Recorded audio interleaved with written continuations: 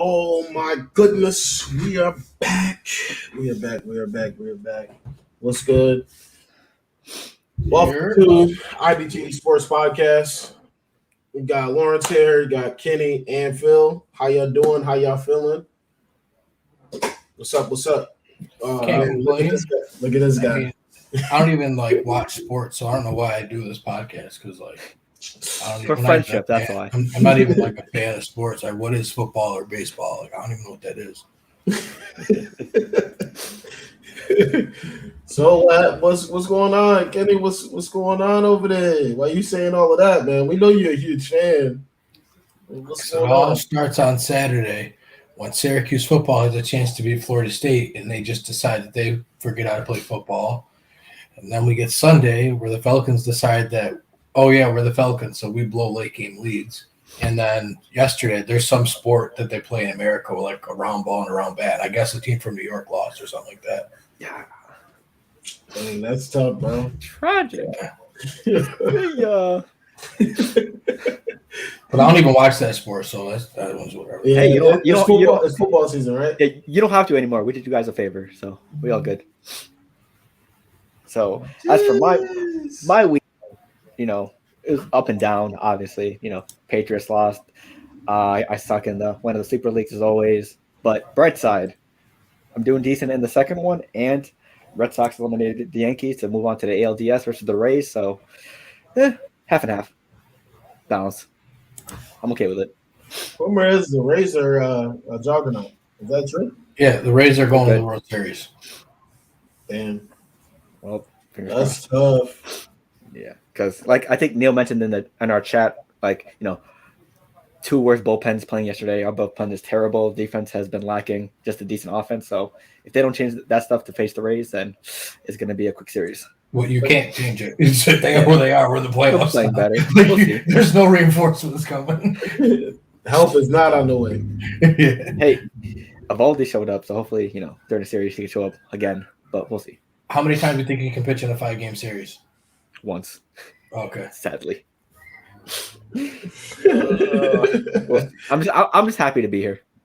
I'm just happy to be here. I'm just fine. It's been a long week for me. I'm looking forward to tomorrow night. We got to finally, I say definitely a better Thursday night football game than last week. Bengals and Jags are good, but you obviously want to see upper. We've had good games, but going into them, they didn't look like good games on paper. Right. So wait, who do we got tomorrow? Tomorrow is the Rams and Seahawks. Rams and Seahawks, boy.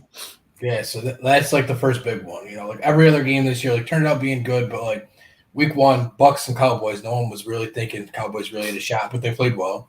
Week 2, we had Washington and the Giants, same thing, okay, these two teams or whatever. And then you had the Texans and Panthers, which, again, cool, Sam Darnold went off, but no one expected that. And then last week, Jags and Bengals.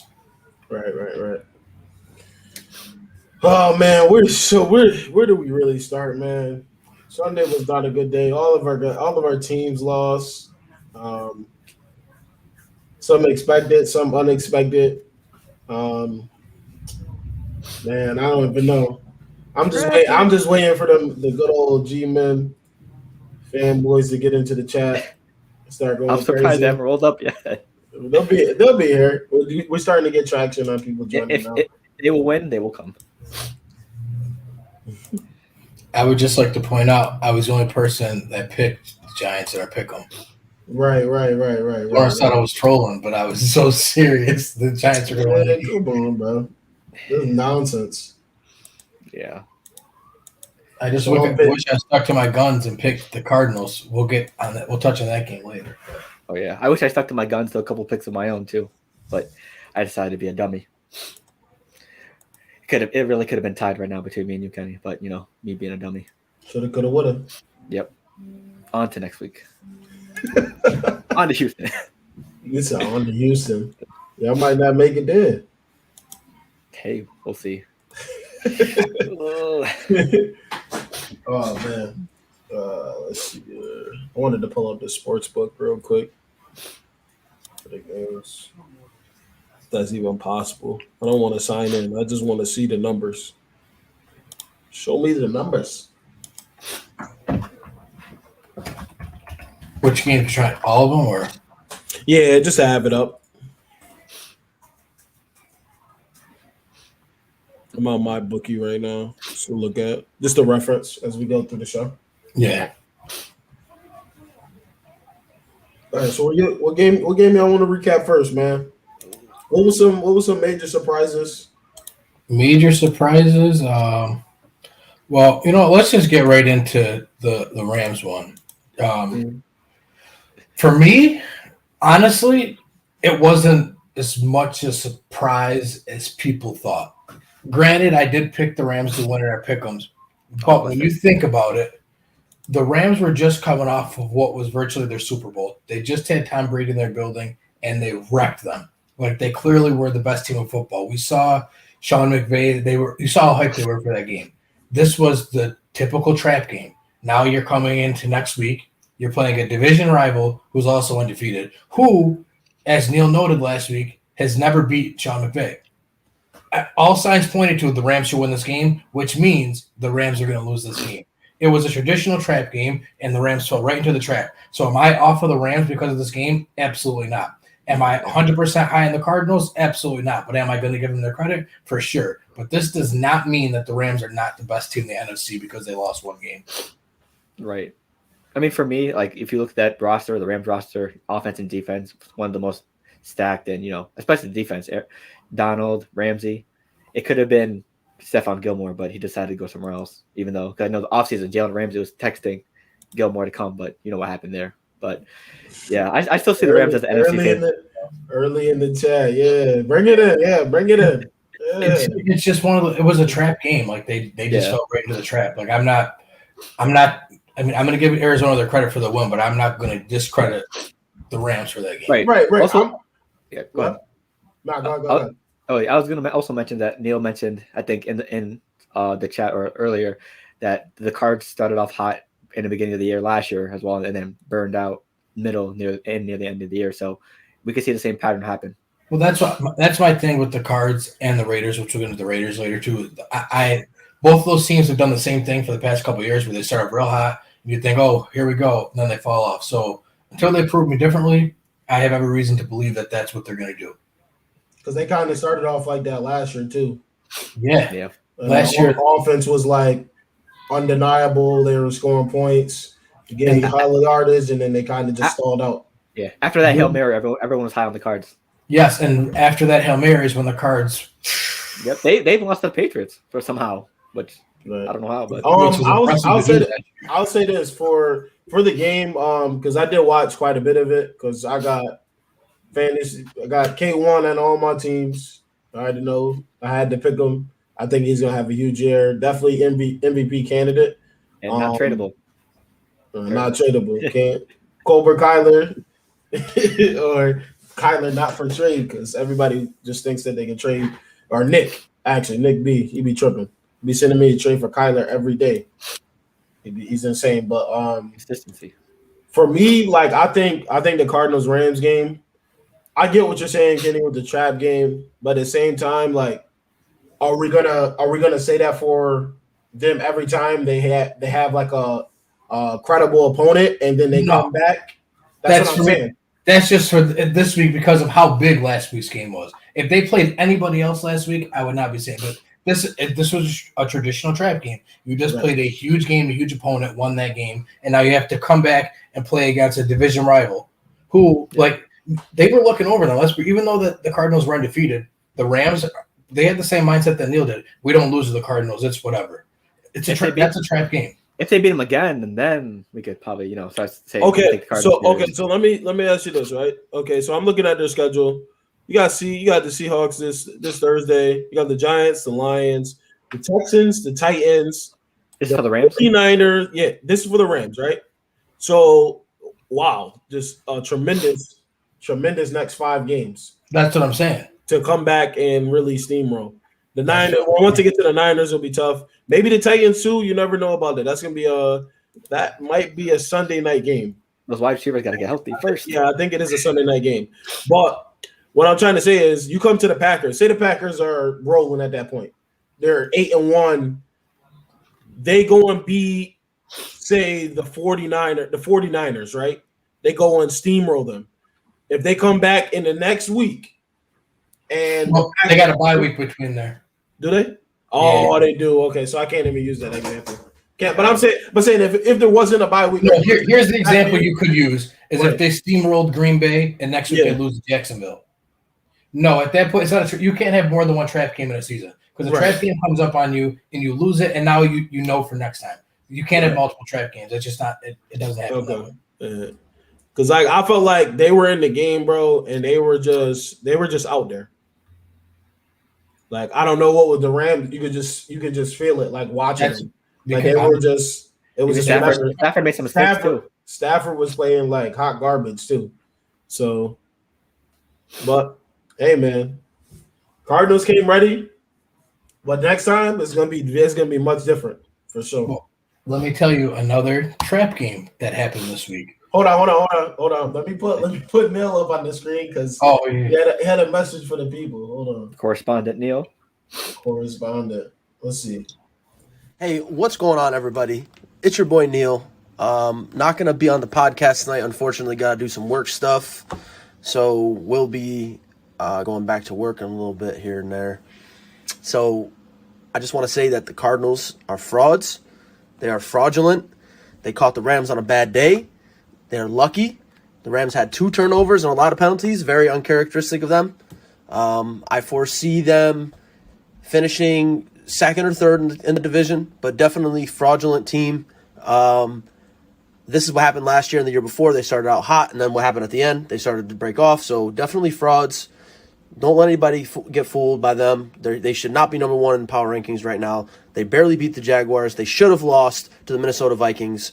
Don't be fooled. Don't be fooled. The Rams are the best team in the league right now. Facts. See, this is where Neil is wrong. He let his emotions because he's not 100% off like what he's saying. Like right, yeah. But to call them frauds is disrespectful. Like I didn't go that far. I'm not discrediting the Cardinals because the Rams didn't come to play. Like that's not the Cardinals' fault. Like the Rams just didn't come to play, so I'm not going to downplay the Rams season, but I'm not going to sit here and act like this game was all right. No, the Cardinals still showed up. You just didn't. That receiving core has to be guarded. Everybody. AJ, Kirk, D-Hop. He literally showed up too. He legit has 5 or 6 options as soon as he snaps the ball. Plus that's a problem. So I don't saying they're frauds is crazy. That's what I'm saying. Like that's a terrible take to call them frauds. So if he would have gone the route that I want, I could 100% agree with him. But yes, that's a division rival being upset they lost to a division rival. I expect nothing less though. Like I expect that from us 3 too. So yeah, it doesn't mean they're like Cardinals are overall like better than the Rams. They were just better that game. Right. Well, we've had this conversation how many times in this podcast? Like at the end of the year, who am I taking? I still want the Rams. Like right. I don't care if they played next week. I'm still picking the Rams. Oh man, hey man, I don't know if say the Cardinals they go to Arizona, they beat them again. That's a different story, absolutely. But I don't think he'll let it go. I think Neil will still say that they're frauds. Yes, at that point. The only way the Cardinals could probably prove him wrong if they finish first in the division. No, he'll find a way. No, yeah, he'll say if we had hot weather. If the NFL switched 3 games around, we would have went on a winning streak to win the game that we lost. So this is the year that the NFL finally decided to put 17 games. Obviously, I had a lot of stress on the Rams, the teams they played against, yada yada. Yeah. Hey, listen, I think for me, just looking at going to the next game, was Saints and Giants. Man, I'm gonna just brought that up. I'm gonna just get it. Before you get into it, because I know people are going to be ragging on you, so let me just get this. Yeah. I can't believe I'm saying it because I'm not like defending the Saints, but this was another trap game. Like look at this. Look at this game. Everything lines up that the Saints are supposed to win this game, right? Like first game home in New Orleans after the hurricane. First game with fans since the playoffs. You know, like this is it. You guys let's go. Finally, here we go. And what happens? Tragic. They lose to the Giants, who haven't won a game yet, because everything points to we're going to win this game. The Giants came in with nothing to lose and played like that. Exactly. So again, I'm not trying to defend the Saints. It was a trap game for the Saints, and they just fell victim. I watch the game and see it in it like we probably see it different too. Anybody's watching, they just watch it because they have fun. But I watch it for the play calling, and bro, like it was so boring. Like Sean Payton, like, this is not career offensive guru Sean Payton. Like he comes out double tights, one receiver, two fullbacks, and he's running down the hill 4 plays in a row, and he's punting the ball. Like I don't get it. I don't. Where's the Juwan Johnson all the way on the outside with a corner that's 6 inches smaller than him? Like there's none of that. There's no creativity. Dennis Allen didn't blitz until the fourth quarter. Like it's like I don't know. It looked like they wanted to just get up, just coast through the game, and that shit did not work out. And Kadarius Toney absolutely shredded his own teammate, punching bag boy. They went to Florida together, and he absolutely killed him in the slot the whole game. Killed him in the slot. I can't understand why the Giants or why the Saints, and with Jameis Winston now, your playbook should actually be expanded. Like not just because he's more talented, but just he has more arm strength. But like it's like they took a step back almost on offense. Like I don't understand that part of it. Defensively, I can maybe get why you're not going to blitz as much because Daniel Jones is more mobile than Mac Jones that we saw last week. But still, you got to make adjustments. Like you said, Kadarius Toney was killing you guys. Like they're without Sterling Shepard and Darius Slayton. It should be an easier game plan for you, and it was not. And then Kenny Galladay decided to catch the football every time it was thrown to him. Now he dropped every other pass in all the other games. It doesn't. I was just sitting there watching and shaking my head.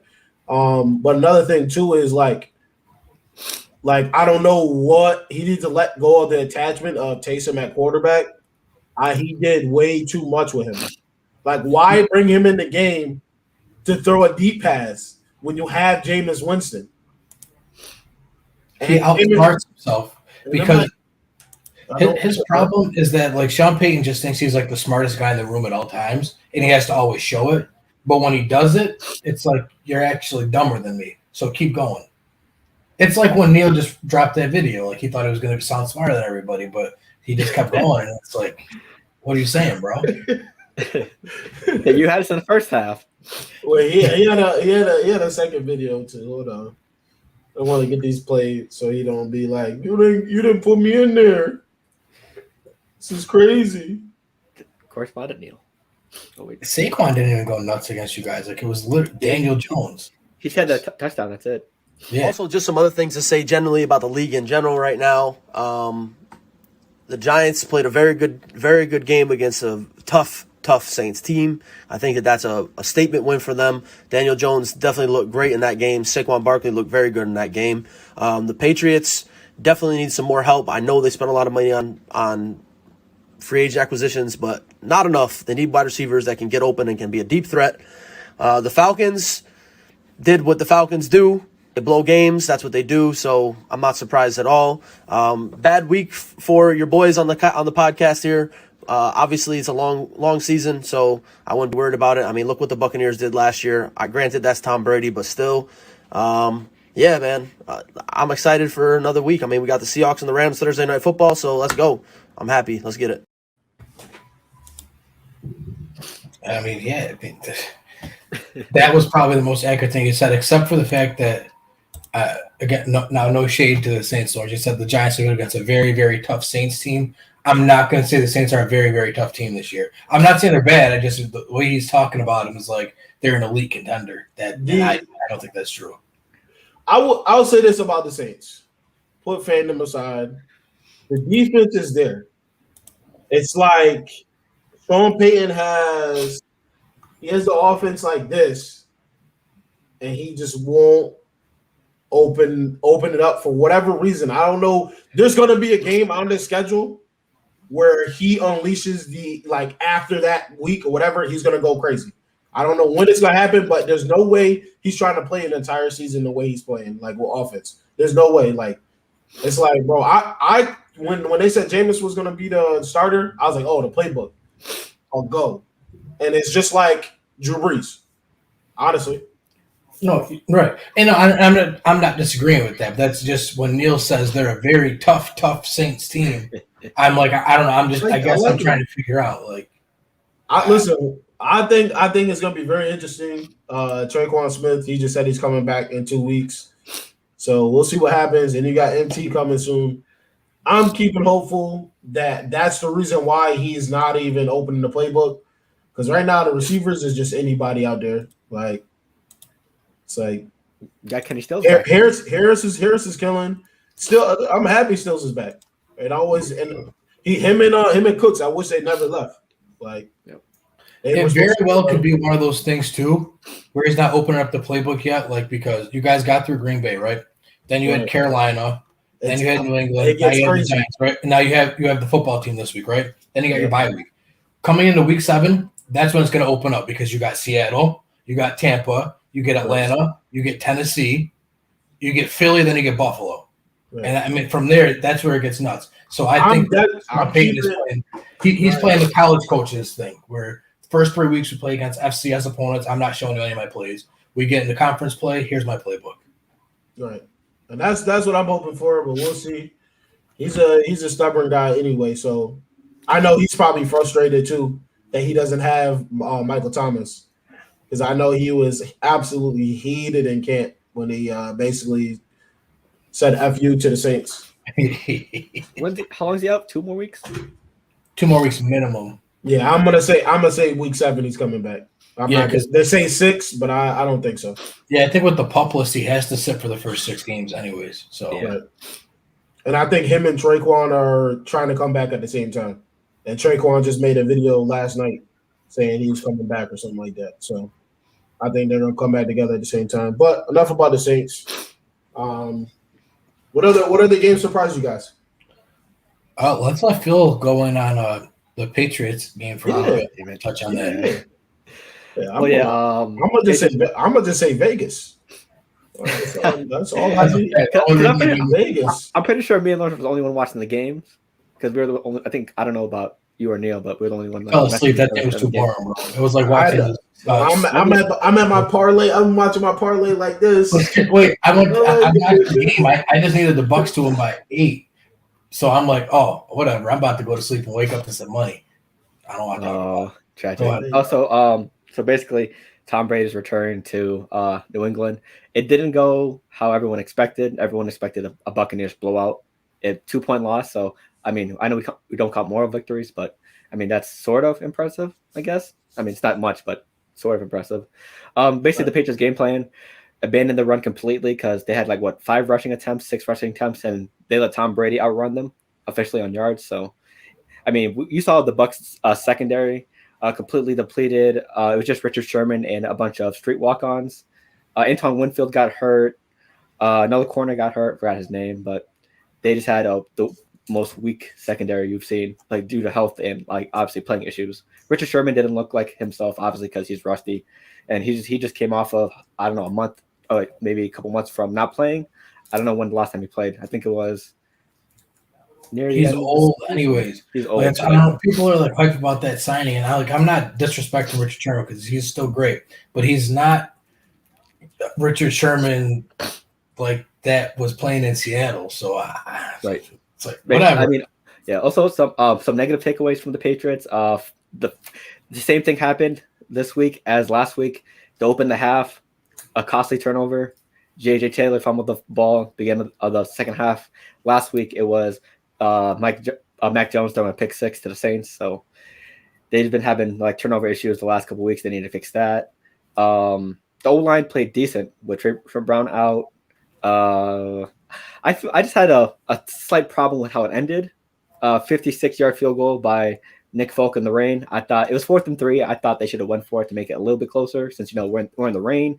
It's gonna be trouble kicking a field goal, no matter how far it is. So I thought to get closer, I mean, the Patriots were moving the ball decently with the pass. Myers was getting some. Bowen. They finally used their tight ends because Jonnu Smith and Hunter Henry scored. So that's good. You pay those guys how much, and you're giving the ball finally. So on the Bucs side, Tom Brady didn't get no touchdowns or turnovers. So it was a underwhelming game from Brady. Leonard Fournette did mostly all the work rushing. Mike Evans had some. Antonio Brown had 2 costly drops at the end that could have definitely put the game away. I think near the end of the end zone, he dropped one, and then the same play, he dropped it again. So it was wild. I know a lot of people are mad. Those passes, that pass is very, very, very difficult to make. People want that catch made, but that's a very tough catch. Very, very difficult. That's right over dropping, and you got to come across the defender. That's tough. Right. I thought we've seen AB do it how many times before. Right. That's where we're spoiled. Right. I thought the Patriots played decent defensively. It was just the offense again. Just limit turnovers and stuff like that, and some penalties here and there. But I thought it was a good game for Mac Jones. He made some rookie mistakes because obviously it's his first year, but he also made some plays where he impressed a lot of people. So I liked how Mac Jones played and going on, because I think each week as time goes on, this team is going to get better and better. I don't think they're a Super Bowl contender off the bat, but maybe a mid playoff team, or maybe a certain mid to low high tier team. They're either going to get a really good draft pick or be a wild card team, right, Phil? I was trying to work that in there as a joke, but yeah. But I think we'll at least make the playoffs or be close to making the playoffs this year. So we'll make the playoffs or be close to making the playoffs. Which one is it? No, we're going to make it.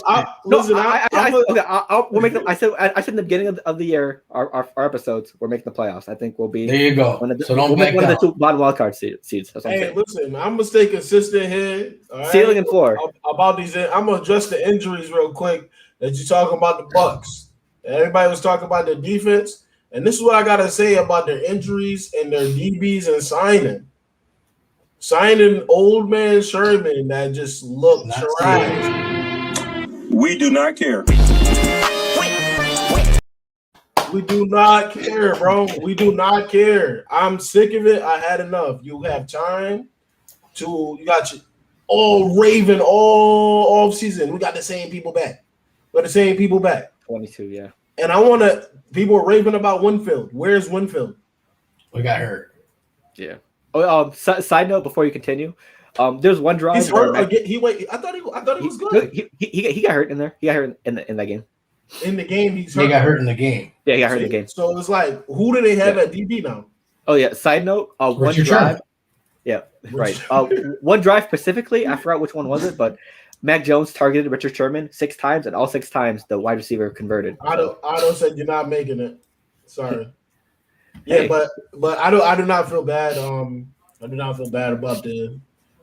You can adjust it. You can adjust your roster, sign people, figure it out. Defending Super Bowl champs, they'll figure it out. They'll be all right. But I'm not making excuses with the DBs.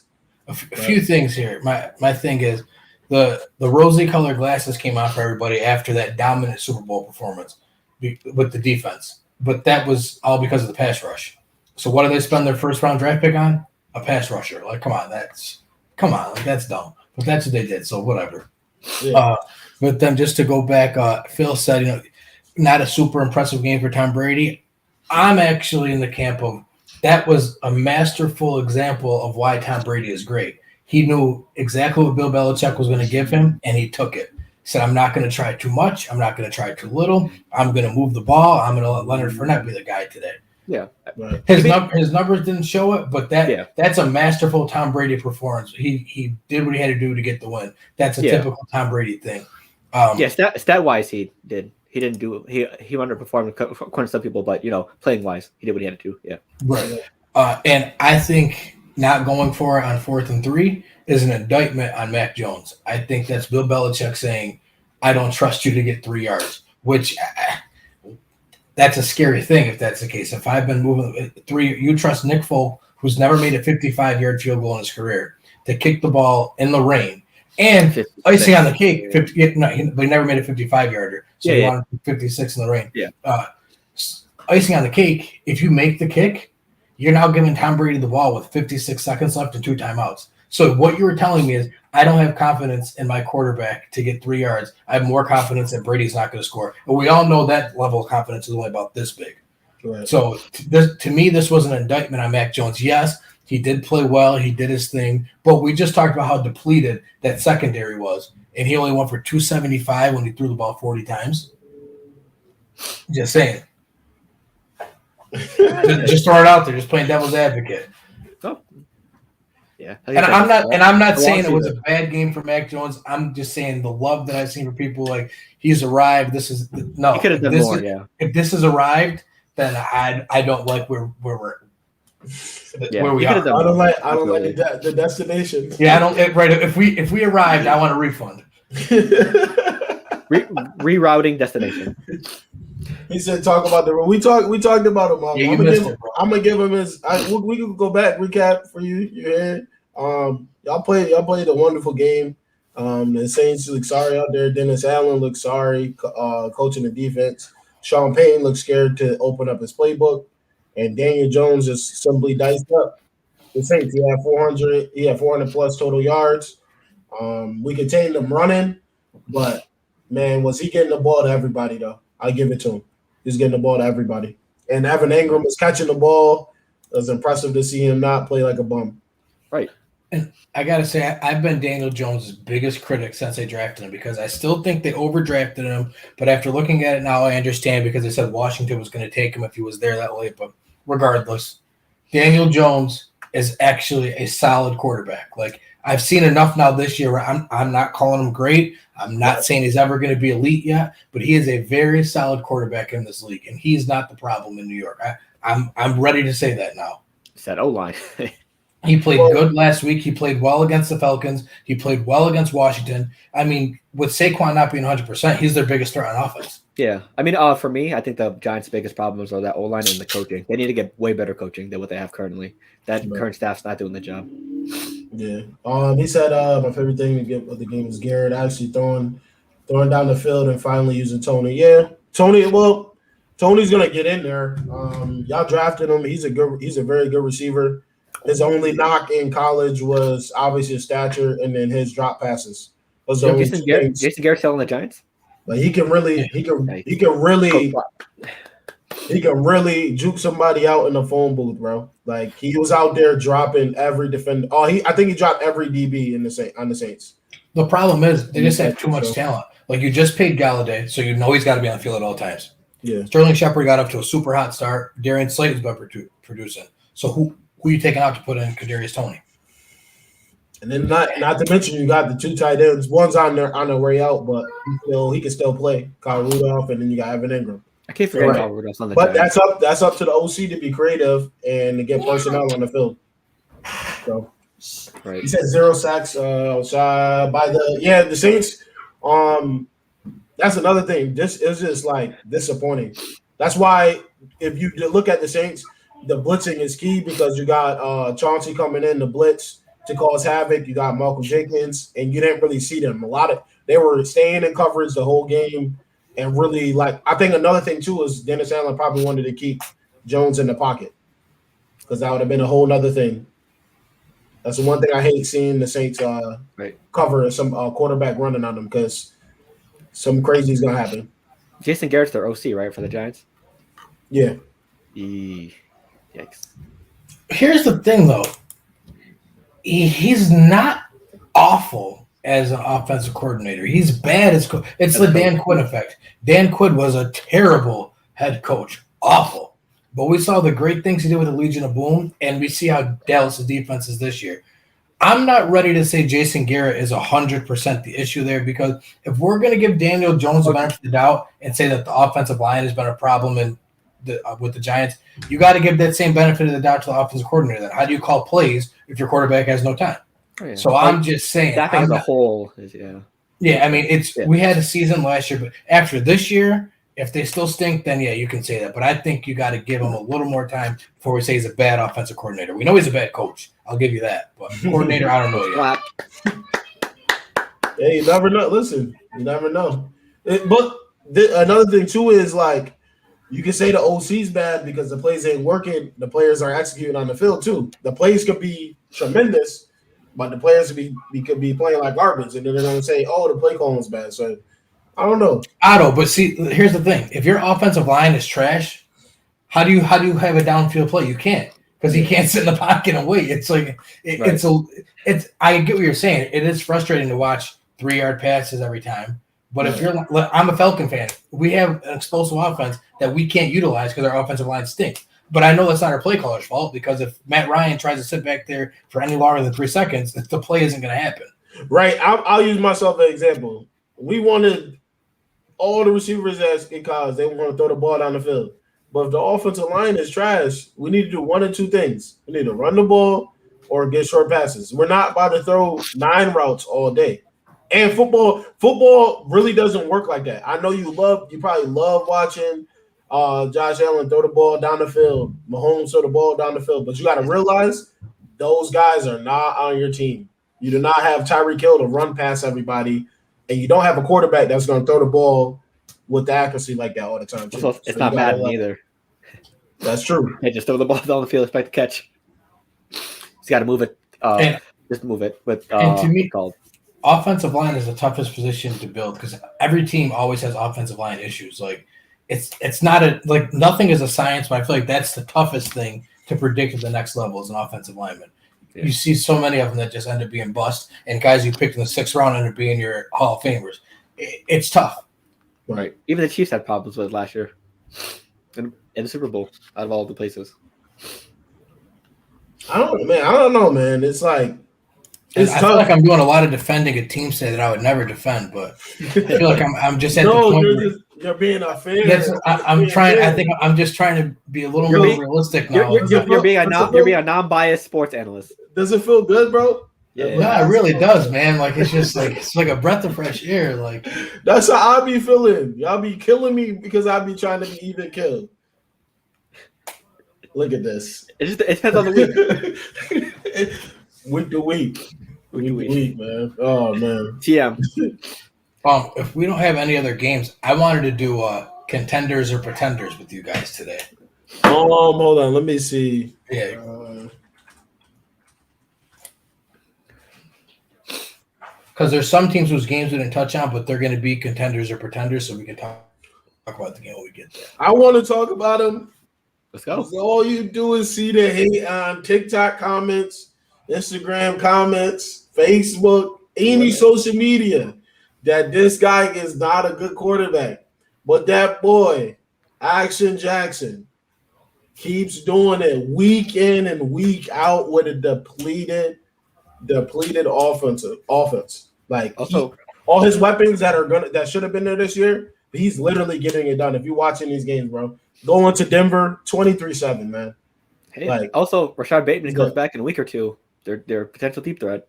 Right, Sammy's playing well. If Hollywood can catch all his passes downfield, he makes Lamar look even better. Yeah, like the game against Detroit where they should have beat him by 3 touchdowns.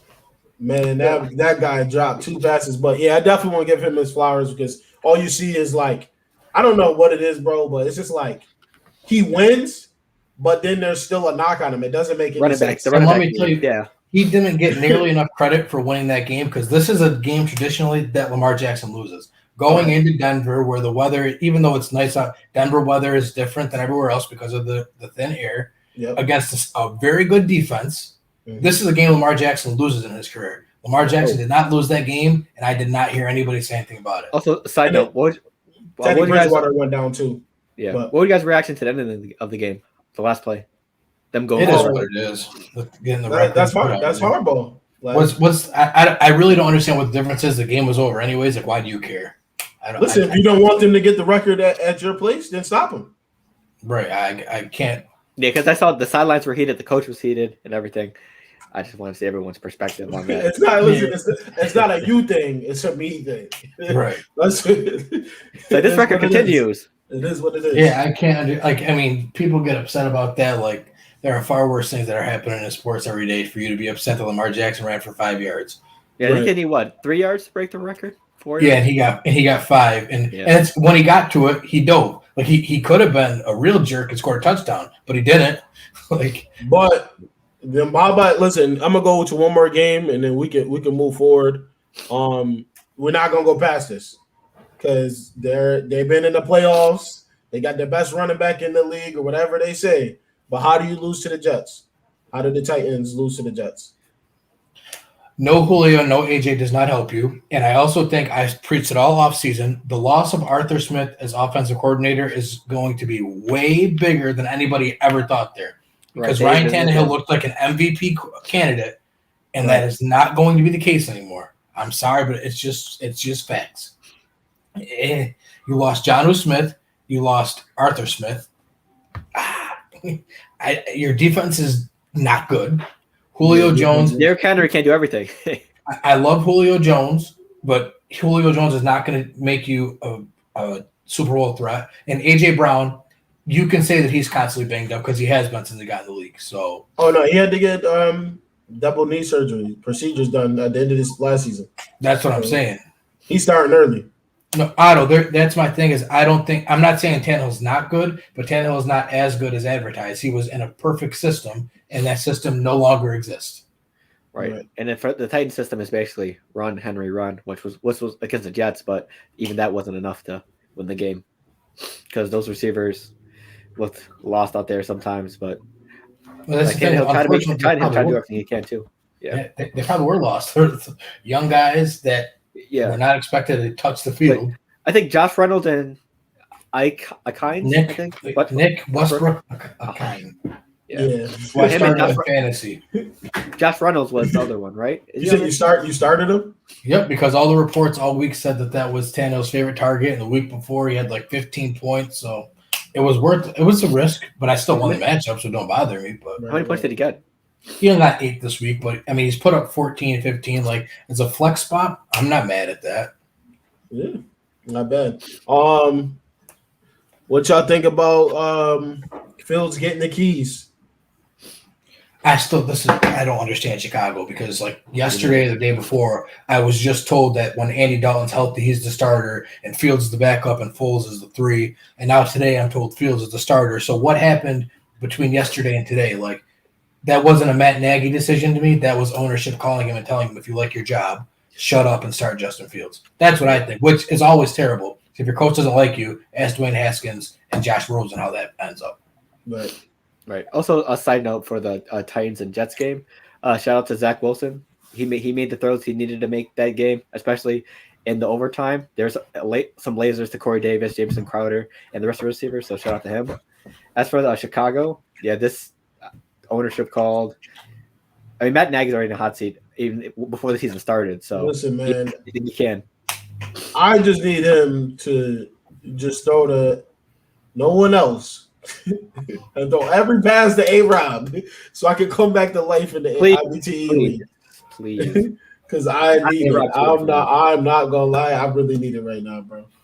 But yeah, I mean, I think that this is where Allen Robinson comes alive now. Well, that whole offense. You saw even David Montgomery went nuts. Why? Because Justin Fields banged up. But he's not hurt on it, but I mean, Justin Fields being out there is a different animal. Yeah, they got killed last week, but that was Cleveland's defense and Justin Fields' first question. I think he got it, bro. So I think he has it. Like he's tough, 6'3", 230 pounds. He's confident. He can make a lot of throws. He holds the ball too long. That's the only thing. Mm-hmm. Which a lot of young QBs do that. Yeah. As long as it goes to Allen Robinson, we'll be fine. I guess I just was confused because like his whole life it's been like Trevor Lawrence, Justin Fields, and then sometimes Justin Fields, Trevor Lawrence, like they've always been teeter-totter backcourt.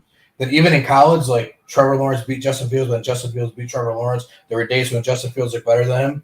But then look, when we talk about the next level, it was like, oh no, Trevor Lawrence is definitely going to be the guy, but Justin Fields might be a bust. Yeah. Well, what happened from the point when their whole life they were neck and neck to all of a sudden here's Trevor Lawrence and here's Justin Fields? Like, I guess I didn't see where the drop-off happened. And we're about to see Lawrence go down further and realize that he's not superhuman and he's not playing against people that aren't IQ-wise near him. Yeah. So not in a defeated streak. It's not as mentioned anymore now. It's tough. It's tough out there, man. Wait, who's the best rookie quarterback so far for you guys before we go on to contenders and pretenders? just playing wise, not record wise, just all around package. I still might give it to Lawrence though, just because the way he looks like he has it. If that makes sense. I think that would be the only person that's playing right now, right? Well, I mean, because Mac Jones, I just don't. There's still things I got to see from. Like Trevor Lawrence can do more. Zach Wilson if Mac Jones he turns it up, we can see, man. We're gonna see. I think Zach Wilson he coming at Jones again. He don't like Mac Jones. I think Zach Wilson could potentially be top 3 in rookie of the year. Just the way if he could play like that, maybe like or semi like that for the rest of the year. I think he can be in the competition. He's a dog. He's a dog too. He's a rookie starting quarterback. He's gonna have to finish top 3. Like there's no the top 4 finishers are gonna be Trevor Lawrence, Zach Wilson and Mac Jones, and then Justin Fields. But Justin Fields is behind the 8 ball because he's been playing around. Who knows? Actually, you know what? You know who's like most impressive to me? It's going to sound dumb. Trey Lance. Because he gets very limited opportunities, but every time he comes in, he goes nuts. Yeah. Well, last week he came in, he was like, eh. Yeah, but like look at his number wise though. Like he put up like 18 fantasy points. So to do that like you got to put up some sort of numbers. Right, and plus he's gonna have a full week of practice as the first team with all the first team reps and stuff like that. So he might have a chance to to actually show stuff. He says I like Jones. He's pretty good, but he can't run. He's got to move out of the pocket eventually. Not every quarterback's gonna be the same, bro. Right. No. I mean, also you gotta understand that. Also, side note with Zach Wilson. I mean, he has a decent receiving core. It's just the defense and offensive line is booty cheeks. Right. Yeah, like Crowder, Corey Davis. He has who's the tight end? I don't know who the tight ones, but they have a decent receiving core out there in New York. So I was trying to shop Corey Davis in the league. Everybody's sleeping on him. Also, Elijah Moore can be decent. He just needs to get the ball to him. Plus, he has a concussion too, so he has to obviously heal from that. But Elijah Moore can be sneaky. Last week, Trey Lance goes 9 for 18, 157, 2 touchdowns. And then 7 rushing attempts for 31 yards. Because I was watching, the game was close at the end. And a 2-point conversion. Right. I'm just saying, if we play in the whole game, are things different? Hey, I don't know. What do 49ers play this week? The Niners this week have... Because that's going to be the perfect opportunity for him to showcase. They got the Cardinals. No, we don't play him this week. You don't start him. You don't throw him into the Wolves. You don't start him this week.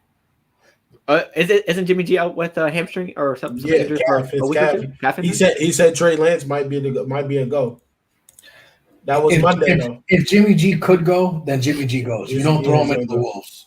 Yeah, that's a crazy game to have him. That's what I'm saying. Like it's a division rival who's undefeated.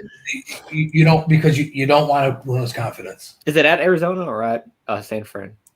In Arizona, man. Oh yeah, that's a worse. A young guy. But then again, man. Although, look at Justin Herbert. Right, like what you gonna do?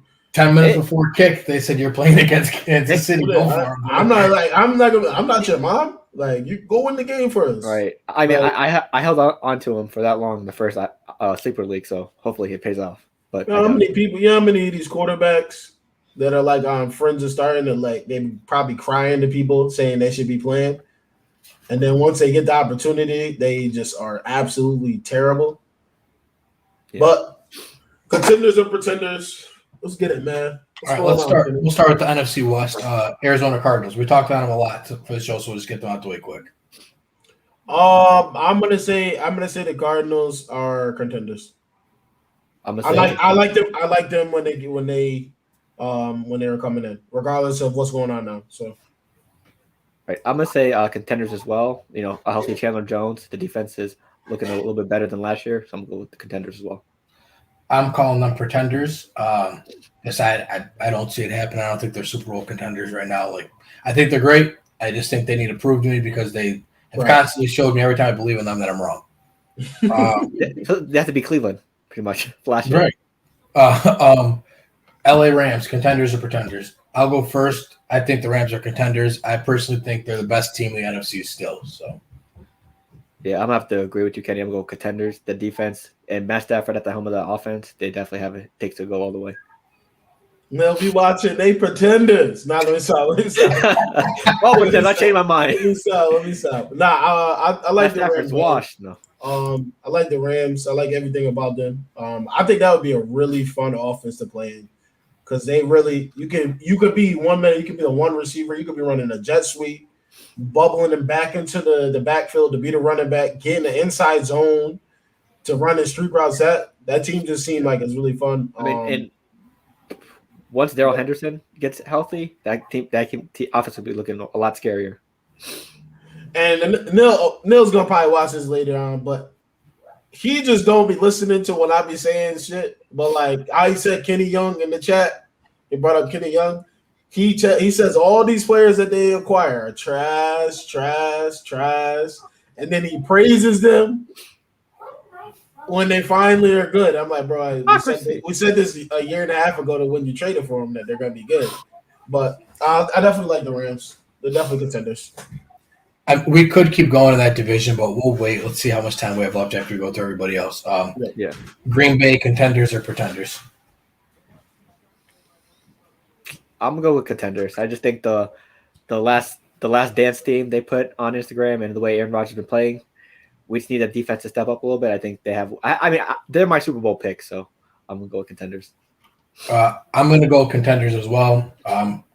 Like you said, Aaron Rodgers, if it's going to be his last ride, I don't see him slowing down anytime soon. They had a dud week 1, but since then, they've been one of the best teams in football.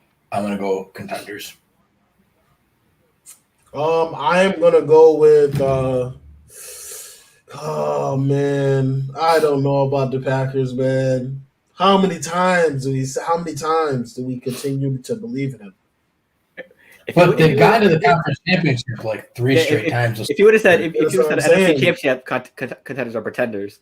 But to me, how many times are we going to believe in them? If they're getting to an NFC championship, aren't they a contender? Because that means they're one game away from getting the Super Bowl. Very true. Very true. Just gotta finish the job. That's it. Yeah. Exactly. I'm gonna be honest. I'm gonna say pretenders. I don't see it happening. I don't like their defense. I don't know. It might just be me. I just don't think. I say that. Huh? Jalen Smith. Okay. I don't know who hyped up Kenny King. They need to do something with Kenny King. Kevin King. Kevin King. Because it's the see, I didn't even know his real name. It's the intangibles because he's like he's 6'3", bro. So people are gonna go banana, but he can't cover a lick. And he went to Washington too, I believe, right? And Washington produces studs at DB. So he was a Buda Baker. Yeah. It was him, Buda Baker, and then what's the corner from the Cardinals? Byron Murphy. All together. So like that they were crazy over there. And I think Sidney Jones was like when Kevin King was a freshman. I think Sidney Jones might have been there. Sidney Jones, he went first. Yeah, and then Buda Baker and all of them came, I think, the year after. But I don't know. I just don't like their defense. But I could it could be wrong at the end of the day. Still got AR. They still got AR. Right. Tampa Bay.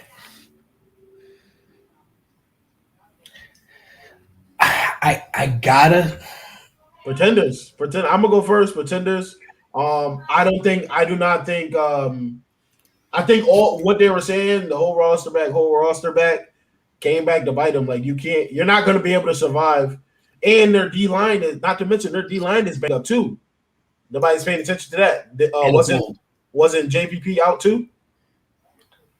He was out in the last game, I think. He was out.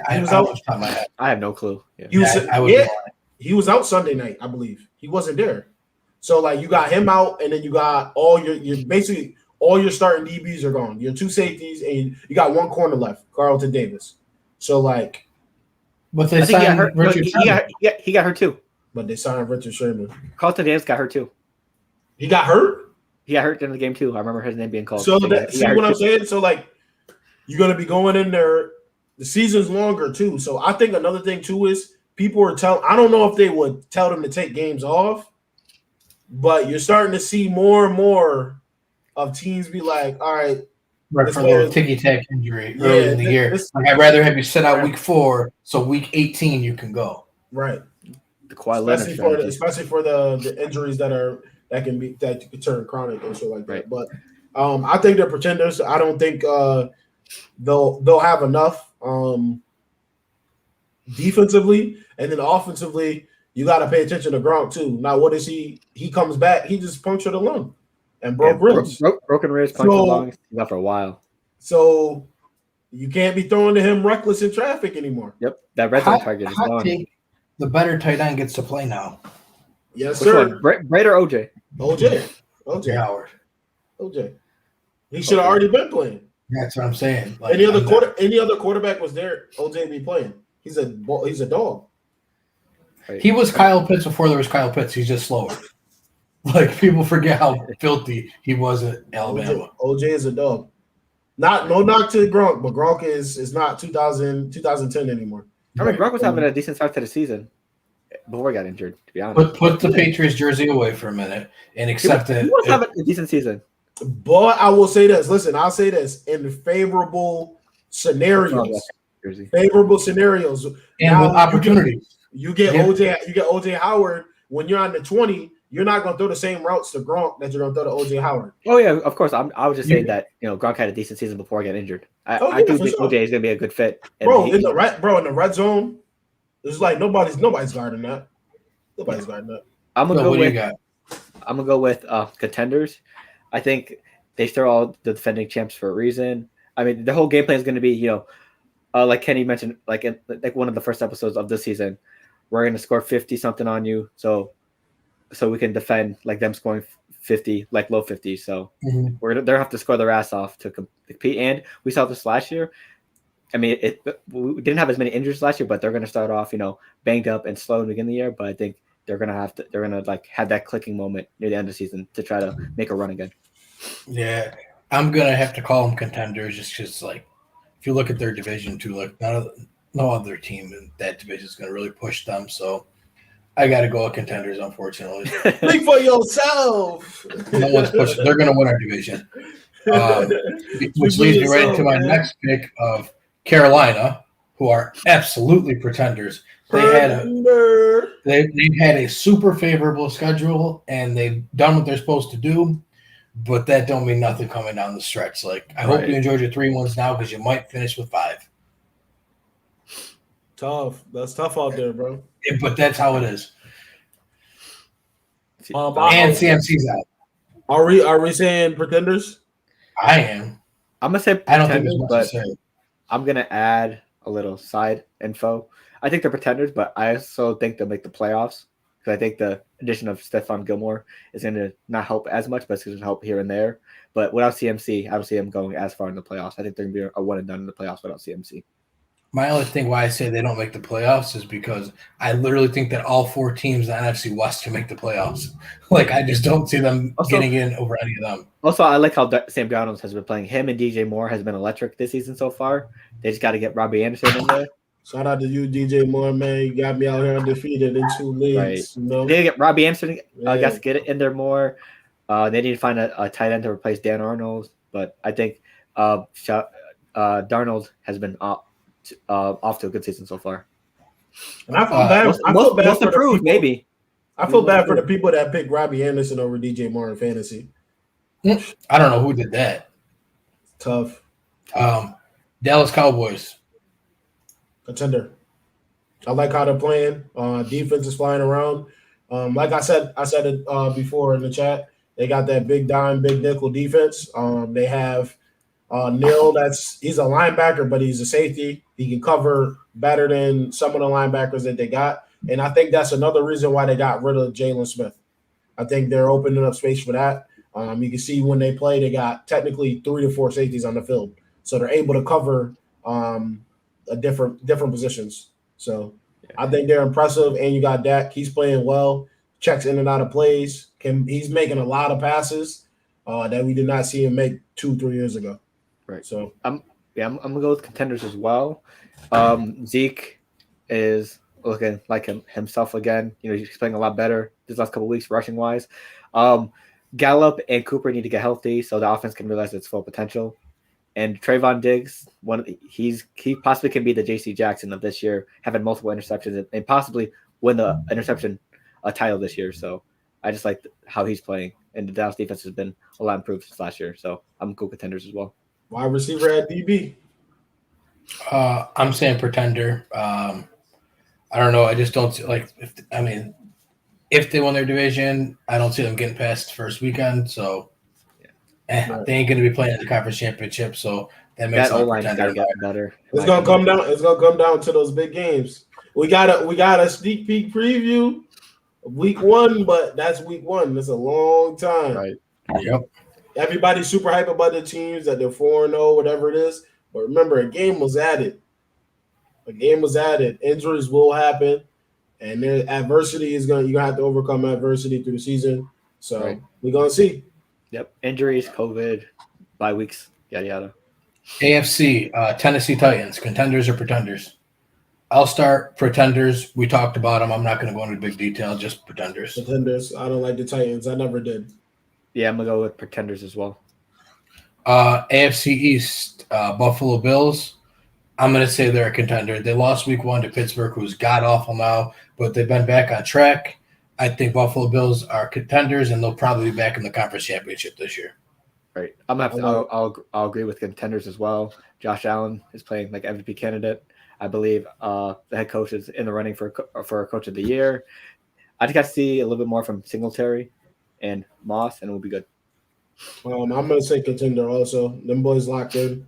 They added Emmanuel Sanders, and you got Cole Beasley. Cole Beasley is a solid dude at receiver, man. Like I think he's really slept on. And Diggs hasn't even really got warmed up yet. He's off to a slow start, yeah. So, and I think that's the do part. I think they're trying to run the ball more too, and they add Emmanuel Sanders. So, yeah. Also, if Dawson Knox can have sort of games like what he had last week against the Texans, that can even be more dangerous. Yeah. Baltimore Ravens. I think they're pretenders. I just don't see them. I mean, I'm not saying they're a bad team. I just don't see them being a Super Bowl threat. Right. I'm gonna agree. Yeah. For me, it's tough. I think it's too early.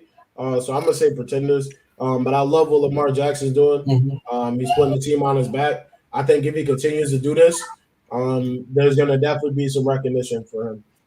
Yeah, like it hurt me to say that, but yeah. That X factor for me, it's going to be Rashad Bateman to see how he performs when he comes back from his surgery. I think that's going to be their true deep threat once the season is underway. And they just activated Bell too. I'm not saying he's going to be a factor, but he got a couple. It gives them a 5th running back now. Right. I think they completely gave up on Tyshawn Williams because he was not active the week before. He's hurt. And the thing is, too, I saw someone say, the problem is I think they loved him so much, but they want to develop him more. So, again, don't throw him into the wolves. Don't lose his confidence yet. Like, we got 4 veterans. Let them do their thing, and you can come in and spell them once in a while. Yeah. Cleveland Browns. I'll let someone else go first. I'm going to say contenders. I really like what the Browns are doing. Man, isn't it weird that, like, we're saying the Browns is, like, they're irrelevant? Like they're relevant now. Like this is weird, but not I had to talk about them. Like what? Right, this is crazy. if you flash back last year, they were just 0-16 on Hard Knocks, going crazy.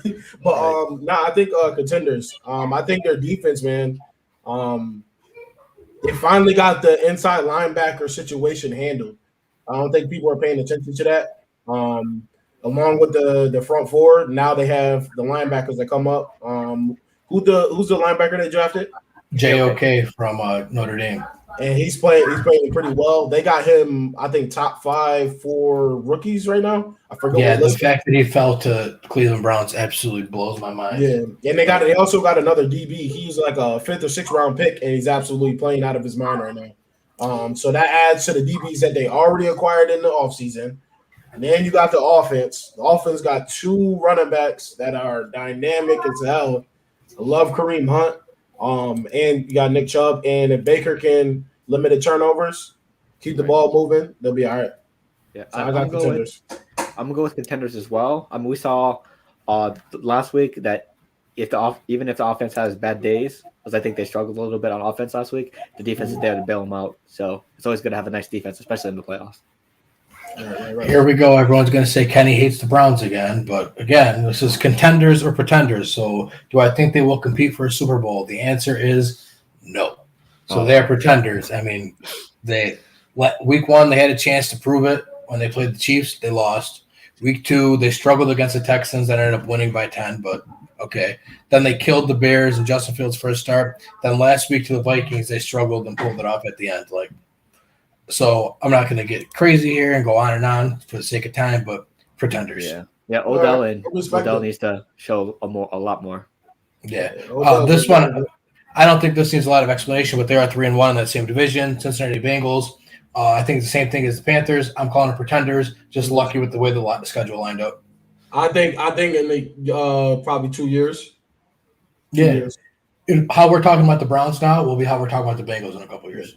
Yeah, they're gonna have to be dealt with. Oh, they're gonna be an absolute Browns, and they're gonna be better than the Browns because Joe Burrow was better than Baker Mayfield. I think he might be better than him right now. Yeah, that boy icy, man. That boy tough. It's tough. Yeah, I'm gonna go with pretenders as well. I like the receiving core and Joe Mixon, but I just got to see that offensive line improve before they make the playoffs or any serious run. This last division is hard to not say all 4 teams, so let's try to keep it quick. But I think we got to do all 4 teams in the AFC West right now because they're just killing it. Denver Broncos, though, I'm going to say pretenders because we just saw them last week against a playoff team, and I think that's what we're going to see moving forward. And Teddy Bridgewater with the concussion, you never know. Yeah. I'm saying pretenders. We got Drew Lock being Zorro, just throwing the passes anywhere, and they're in trouble. Yeah, I agree with what Lawrence said. they were doing decent with Bridgewater, but then you downgraded to Drew Lock, so yikes. He came in that game and just missing everything. Yeah, Jerry Jeudy and Hamler is out. I expect Sutton and fantasy production go down with Drew Lock at quarterback, so yeah, but that can be a good trip for them. The Las Vegas Raiders. Pretenders. Yeah. Pretenders. And I'm going to say one thing. I'm going to say why. You have an opportunity to drive the ball down the field. And what do, Derek Carr? You lock on the guy. Everybody in the stadium knows the ball is going to, and you underthrow a corner route to Derwin James to end the game. That's why they're pretenders. Because he's still making those type of plays. So, yeah. For me, I'm going to say pretenders as well.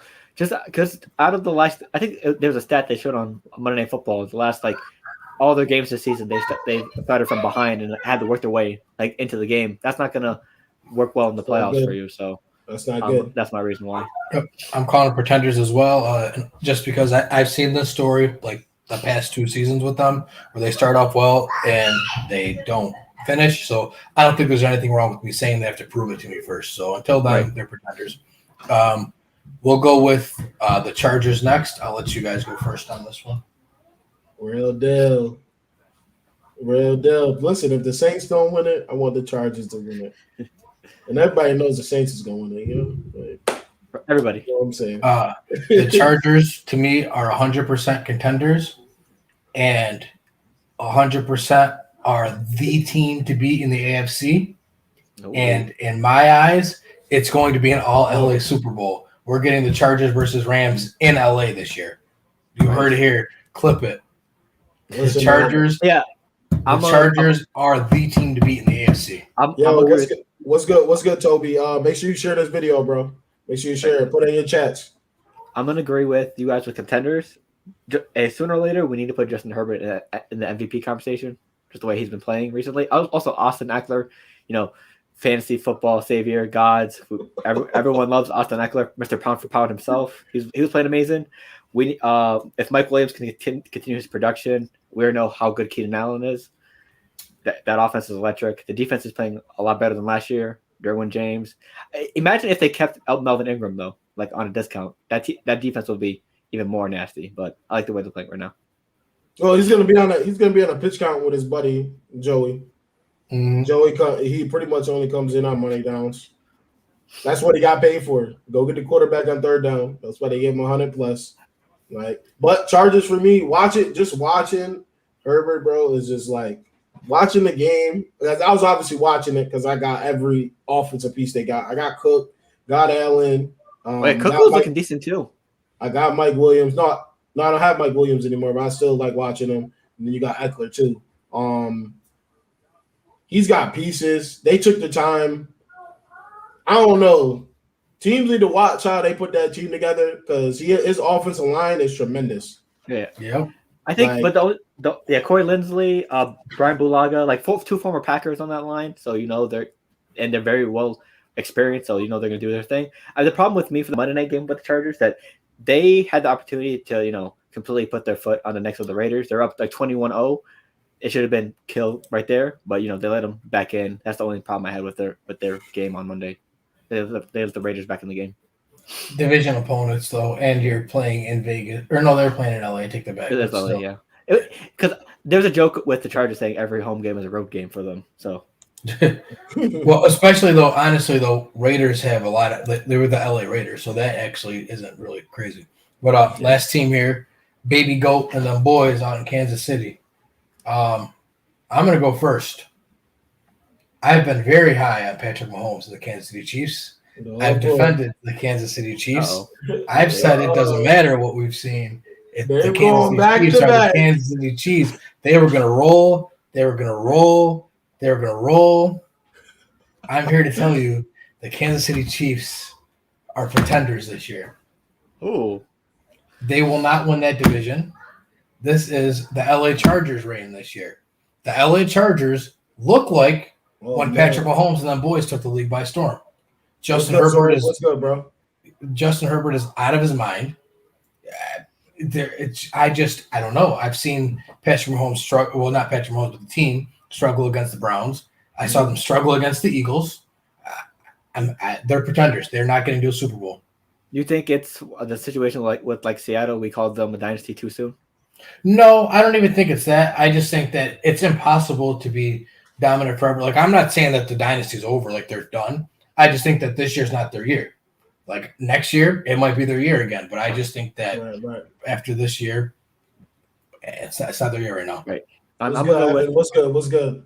I'm gonna go with contenders because I have them as my Super Bowl pick, the Packers versus the Chiefs. I mean, they still have that offensive firepower, even though they off to a slow start. Like I said, it's a long season, so we got to see how they perform in the second half of the season as well, going into the playoffs. And we've learned that we can never count out Patrick Mahomes recently, so we just got to see it until they prove us wrong.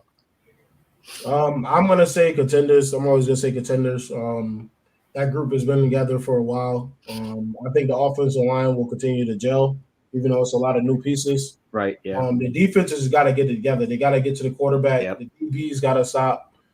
I don't know what they're doing. DBs are just all over the place when they're guarding people. It's like they're just out there. They cannot stop the run at all. Yeah, that too. But the defense needs to step up. Yeah. I think they'll be all right. I think this team is really, if you can put them into a phrase, live by the three, die by the three. Like that's what the Chiefs are like. For how the Warriors are. The Warriors are on. You're not gonna beat them. The Warriors are off from shooting. They're not. They're gonna lose. Yeah. So I think that's how the Chiefs are. I think they're always gonna be like that. Yes, and I think what's just scary is, and I hate saying that teams put a blueprint out, but Tampa Bay put a blueprint out on how to beat Kansas City. It's force Patrick Mahomes to run for his life and just throw the ball and just hope your DBs are good enough to stop him. And that's what we saw Cleveland do week 1. They got away from that and they lost the game. But we saw Baltimore do it, and then Baltimore has offensive firepower to beat them. And then the Chargers also have the firepower to do it. So they did it. That's what I just get nervous about is when these teams in the playoffs, because you're going to see the Chargers in the playoffs. You're going to see Baltimore in the playoffs. You're going to see Buffalo in the playoffs. Right. Also, I wish Clyde Edwards-Helaire was a little more consistent because we see him have a 100-yard game, and then we see him not being that involved in the game. So that's Andy Reid, though, just like the Super Bowl. Yeah. If the Chiefs run the ball, then the Chiefs, to me, are a contender, and they're the Super Bowl favorite again. But Andy Reid doesn't like to admit that his game plan isn't working, and he wants to continue to chuck the ball downfield. Right. So I think another thing too is you're bringing up Clyde, but I don't think his opportunities are there. Like everybody's down on him because he fumbled in the big game when everybody was watching. But other than that, he's really not getting that many touches. So you can't really knock him right now. Right. I don't know why either. Because I know that they're just how the game. It's just how the game goes. Yeah, I know the Chiefs are like heavy on pass offense, but there's no Le'Veon Bell. The Darrell Williams, I think, is the backup. There's not a lot of competition for Clyde Edwards-Helaire.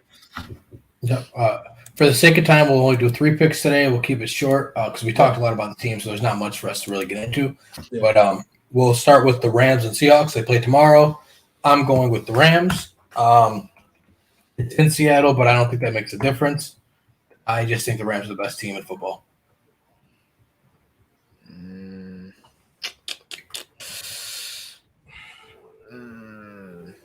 Why don't you go first? I'm trying to. You already know what I'm doing. And Russ, Sierra, where you at? So you better pick the Rams. Sierra, where you at? I'm going with Seattle, man. I'm going with Seattle. I'm picking Seattle.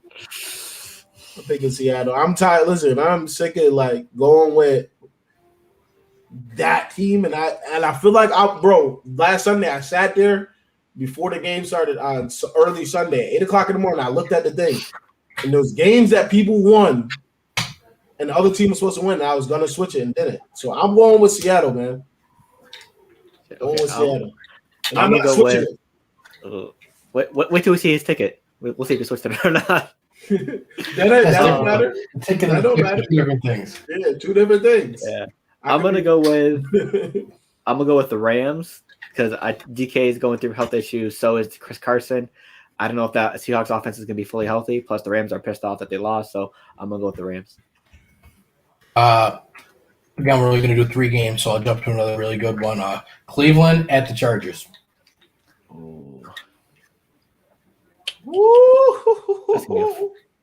That's gonna be fireworks. I think that's gonna be a high scoring game.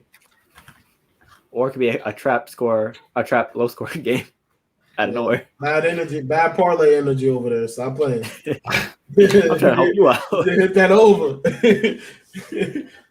Side note, I told myself I think Saturday night I'm gonna change my pick from the Titans to the Jets. I forgot to do it, and that bit me in the ass because now I'm 2 behind Kenny. So that kind of cost me there because I could have been tied with Kenny because I should have chose the Bucks over the Pats, but fandom. But that aside, I'm gonna go with yeah, right.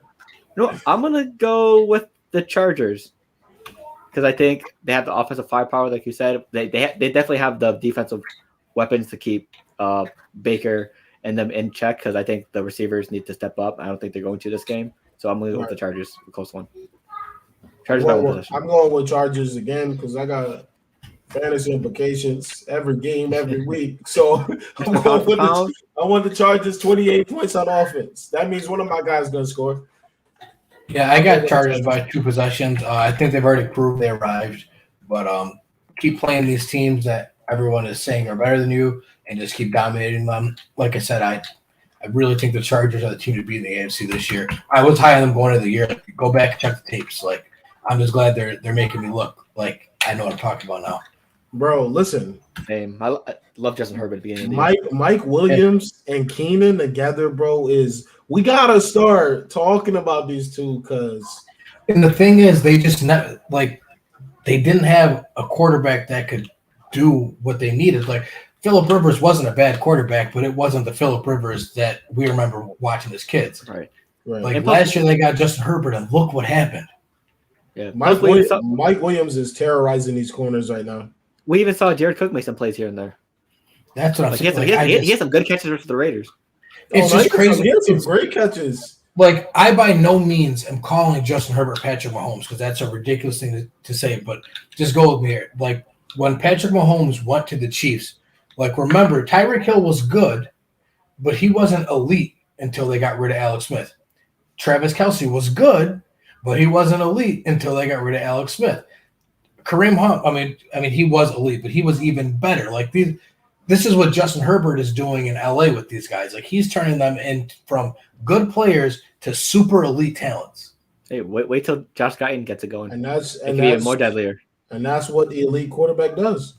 And that's all I'm saying. I'm not trying to say, by no means am I saying that Herbert is Patrick Mahomes, but I'm saying we're seeing him do to the Chargers what Mahomes did to the Chiefs. And that leads us to our last game, and possibly the best game of the weekend, Buffalo at Kansas City. Now, I know I just called Buffalo contenders and Kansas City pretenders, but Kansas City is 2-2. I don't see them going to 2-3, so I'm picking Kansas City this week. I'm gonna go with give me Buffalo, because I think Josh Allen is also making an MVP candidate run. I think this is one of his statement games. I got Buffalo winning by a close one. Because I have to do. For me to catch up to Kenny, I have to have one game. I didn't know they were playing. This is a Sunday night joint too. Yeah, bro. Right. There's gonna be some fireworks out there. Hold on, what's Vegas talking about? Vegas is saying Kansas City minus 2.5. Ooh. Before you go, Lawrence, I think Stephon Diggs has his I'm here game, and also the running game gets going against that poor KC. I might give points to Buffalo. That's free money. I think Buffalo's gonna win the game. I'm gonna be honest. I'm gonna take. My ticket for parlay. I'm gonna take. I'm gonna give Buffalo points, just to play it safe. I don't win the money, obviously. So I'll tell you why I picked against Buffalo. I say by 4 because they lost to Pittsburgh week 1. Then they played the Dolphins and dominated them, but the Dolphins are 1-3. Then they played Washington and dominated them, but we've seen the football team struggle against everyone. And then they beat the Texans 40-0. Yeah, and then so the only team they played is Pittsburgh, and we've now learned that Pittsburgh is not a good team. So the record is fraudulent. And I'm not, because I called them a contender, so clearly I'm not saying that Buffalo is not a good team. Hey, I'm just first degree. I think that this is their first real test. Do you want your first real test to be on the road against Patrick Mahomes in Kansas City? Regardless if I said that they're a pretender this year. I'm not. A competitor can be like, yes, sir, let's go into Kansas City and win this game. Perfect statement game. Exactly. But you don't want that to be your first real test. No one wants to open up the year against Kansas City. You don't want your first test to be against Kansas City. Hey, get the hardest test out the way, I guess, in my opinion. Hey, you had 3 games. You had 4 games already. You warmed up. You ready to go. Against Houston with Davis Mills. Listen, they studied. Bring on the final boss. They studied for the test. Against Jacoby Brissett. I mean, they about to take the Regents. Oh man, it's going to be. I think it's going to be a slobber knocker, but I'm sticking with my Kansas City pick. That shit is at over 56.5. How much do you think Casey's going to win by? Oh, I think it's like a field goal game though. Like I'm not. Yeah. It's not a blowout either way. I think at 4 tops either way, but I think Buffalo will win. That's what I'm saying. Like it might not be exactly a field goal, but it ain't no more than a possession. Yeah, I think I might take the under on this. I think it's gonna be 28-24. Nah, I want Mahomes to go nutty. I still got that boy Travis Kelce on my fantasy team. Just because they ain't going to a Super Bowl don't mean they can't win me one. Hey, listen, they can. How many Stephon Diggs to show up? That's 3 touchdowns right there. Hope 1 or 2 go to him. Zach Moss, I need to have the game of your lives against a 4-run defense. Look, all I'm saying is if your fantasy league still uses the defense and you plan on starting Buffalo or Kansas City this week, just donate your money. Because if you think that's a good decision, you don't know how to play fantasy football. Absolutely. Man, I'm trying to hit on these player props, these touchdown props. I'm trying to do it. I think listen, it's got to be one of these weeks, bro. One of these weeks. Poor Neil learned the hard way that the casino, the Turning Stone, does not allow you to put player props into parlays.